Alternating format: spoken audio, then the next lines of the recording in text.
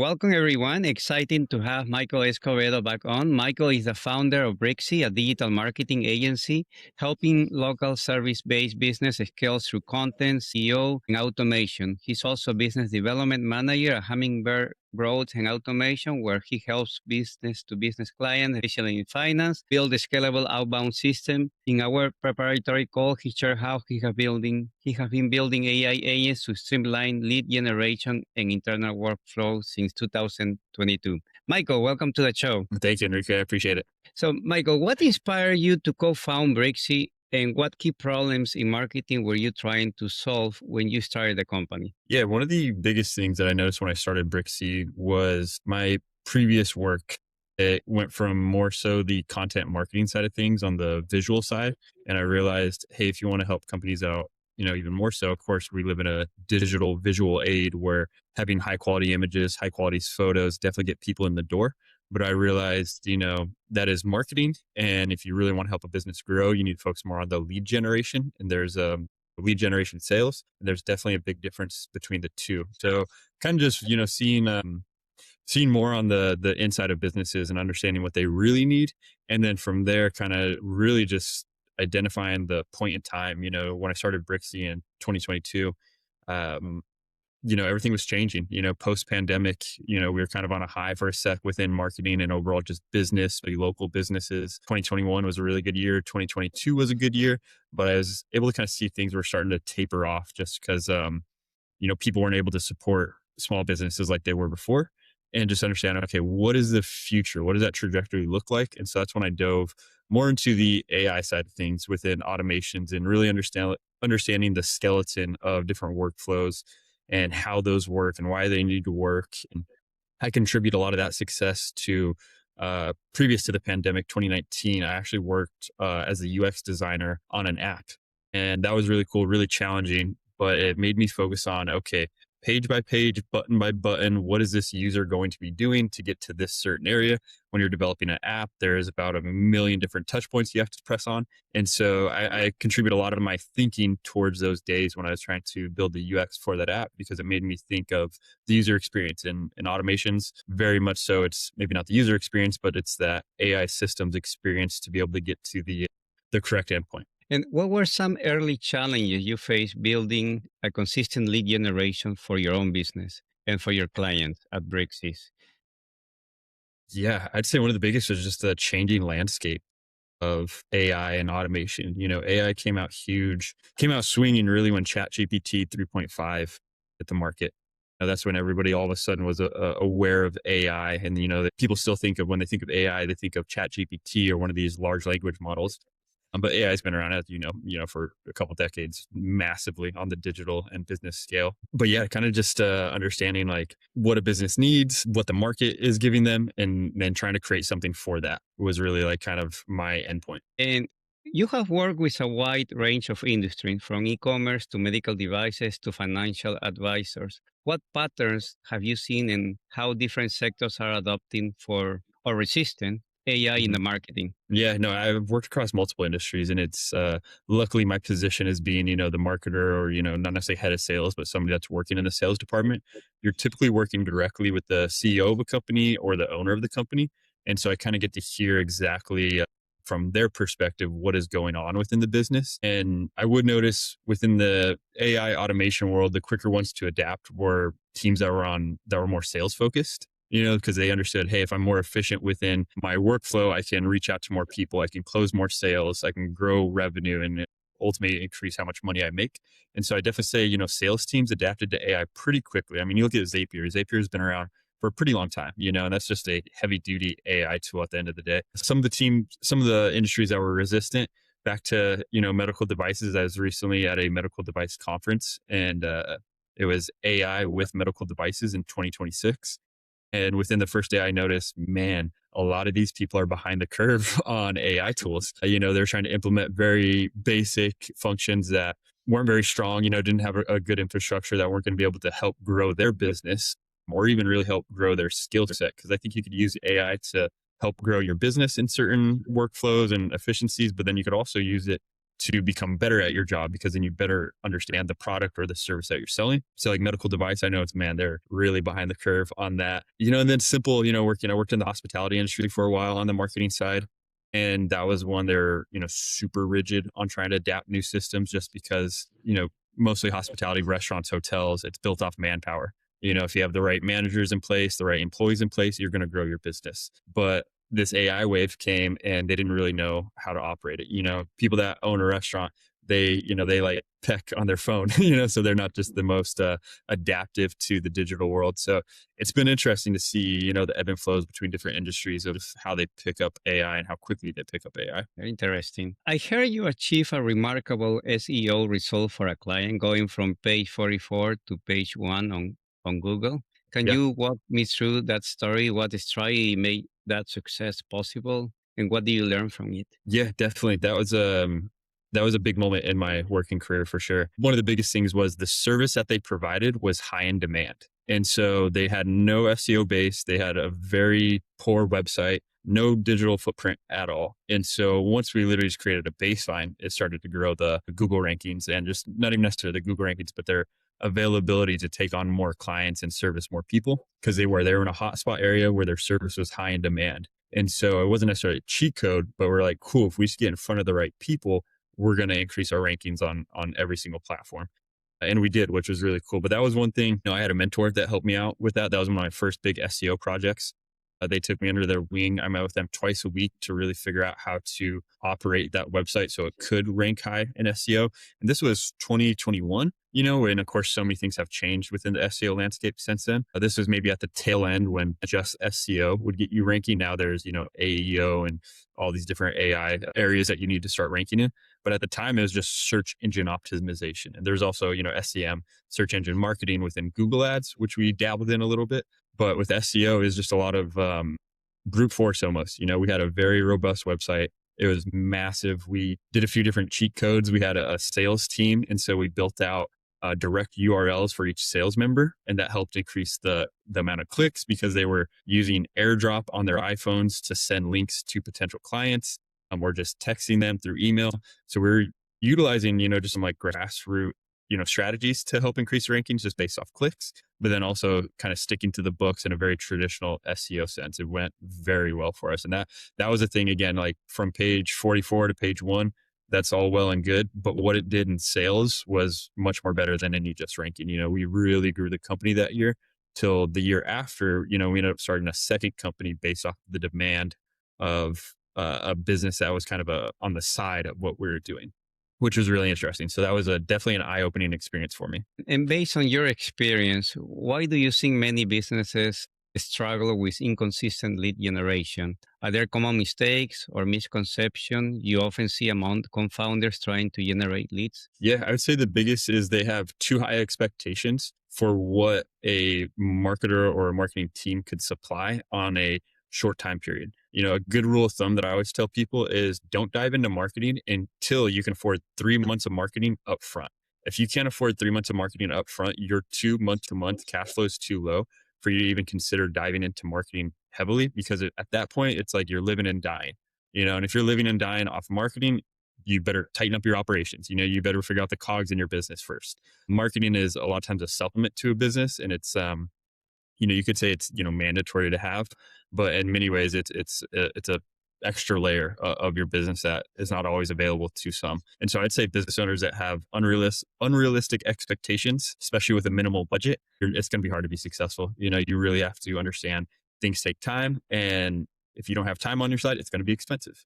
So it's like a lot of people, they struggle with both of those, and that's a common theme across multiple industries. All the way from restaurants to direct sales leaders to e-commerce companies to medical device to functional med clinics. You have to be realistic of what even like your ad spend can get you, let alone the team that's supplying you the assets and building the system for that funnel. Very nice.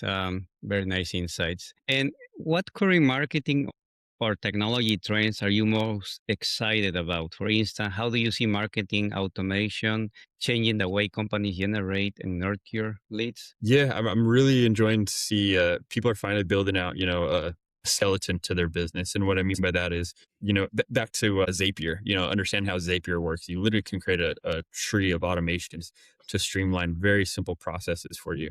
I was, chatting with somebody recently, and they're telling me about how they have two VAs kind of manage their inbound leads. And it was really cool how they utilized two people, two virtual assistants, but then they also utilized AI within that process, which helps sped up the virtual assistants work.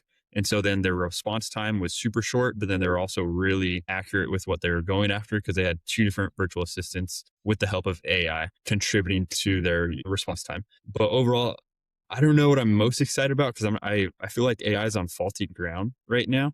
If you look at N8N and everybody that's trying to dive into that, and you see some of these, business influencers selling these courses, or not even courses, but like a free guide on how to build this crazy skeleton within N8N.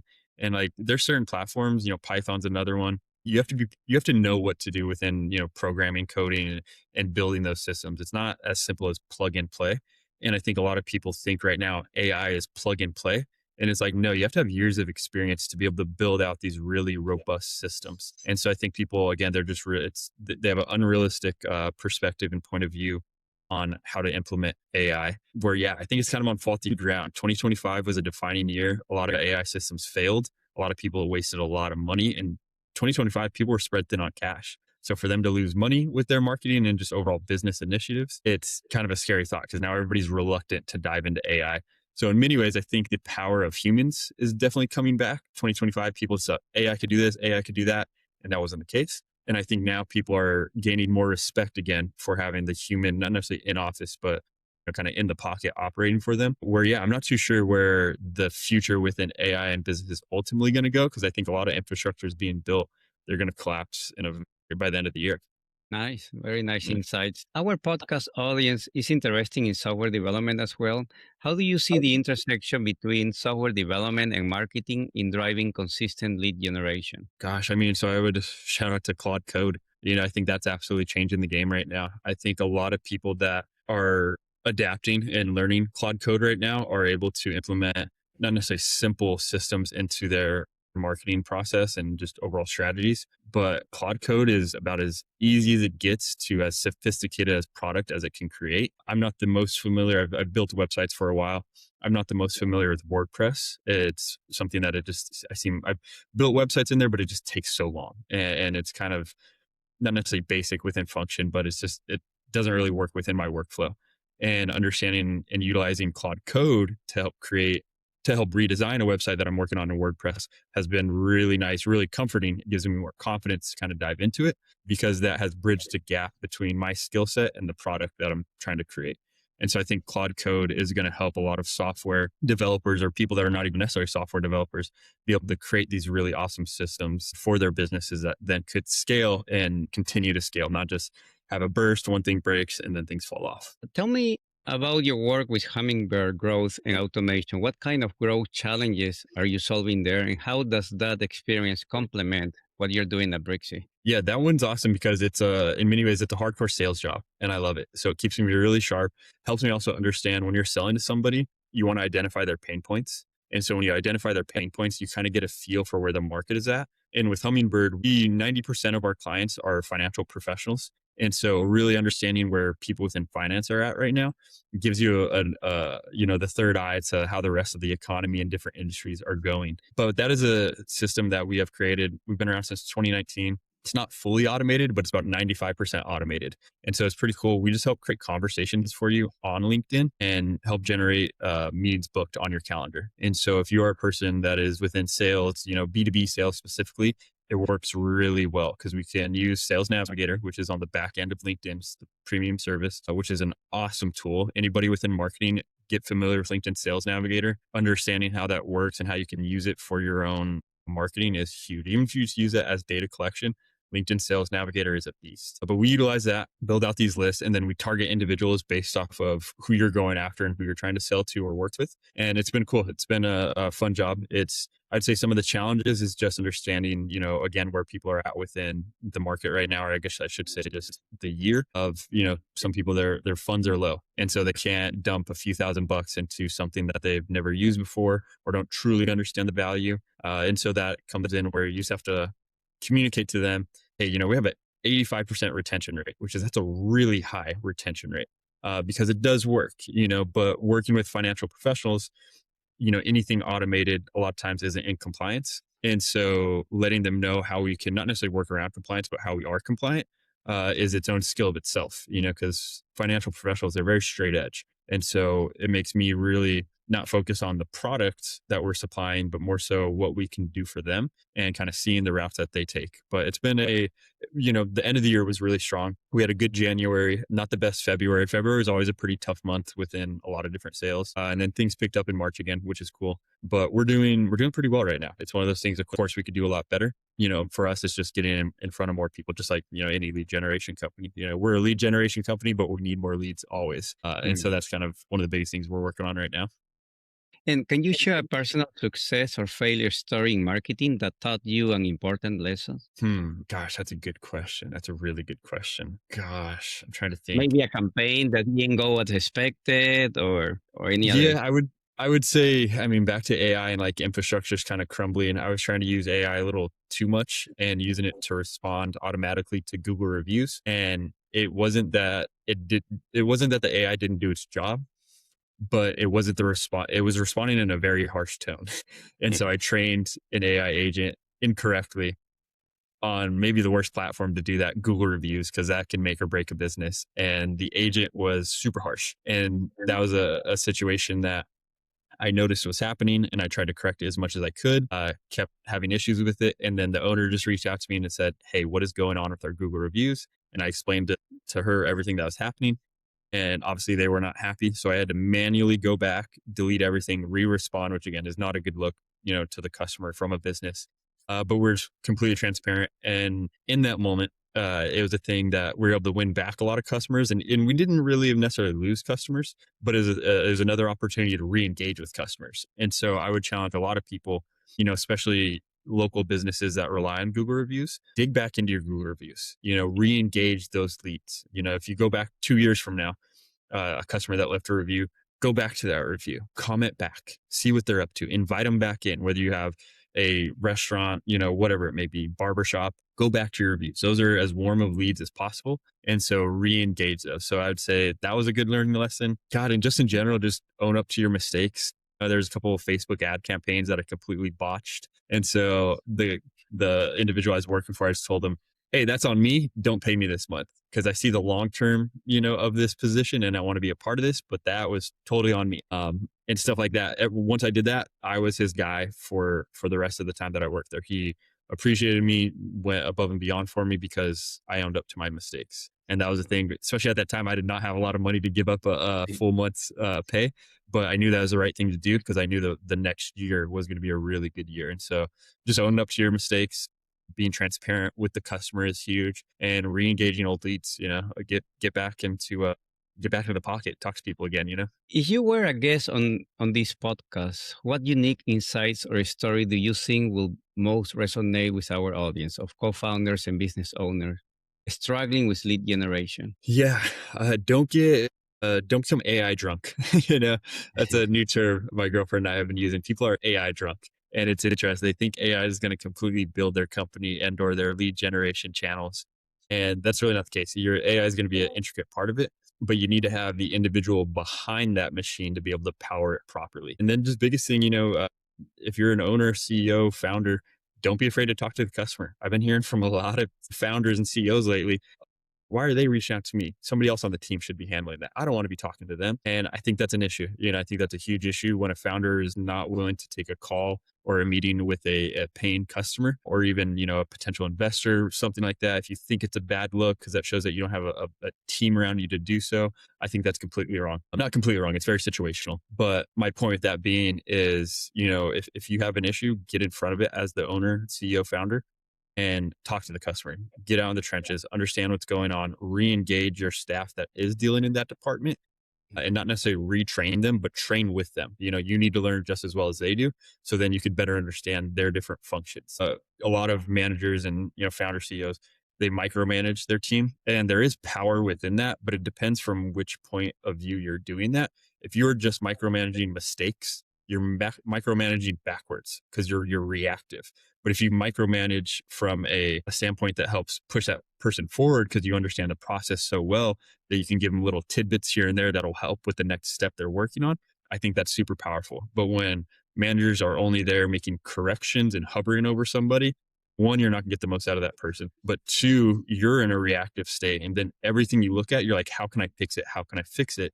Instead of, hey, that's going totally fine. My focus does not need to be on this 20% of the business, even though there's parts we could fix. But this part over here, that's 40% of the business, I need to spend more time over here. Like, so it's just kind of gauging your wins and losses and ultimately what's going to get you more business. But lead generation, it's in an interesting spot right now. It's getting more and more expensive. I would say doing things like this, getting on podcasts, creating social media content that's very transparent, getting on video. Video has helped grow my business tremendously over the years, especially last year when I really dove into video. It was a huge thing for me. You almost pre-qualify the people that take calls with you because they already get a flow and understanding of who you are. I always say it's a disclaimer.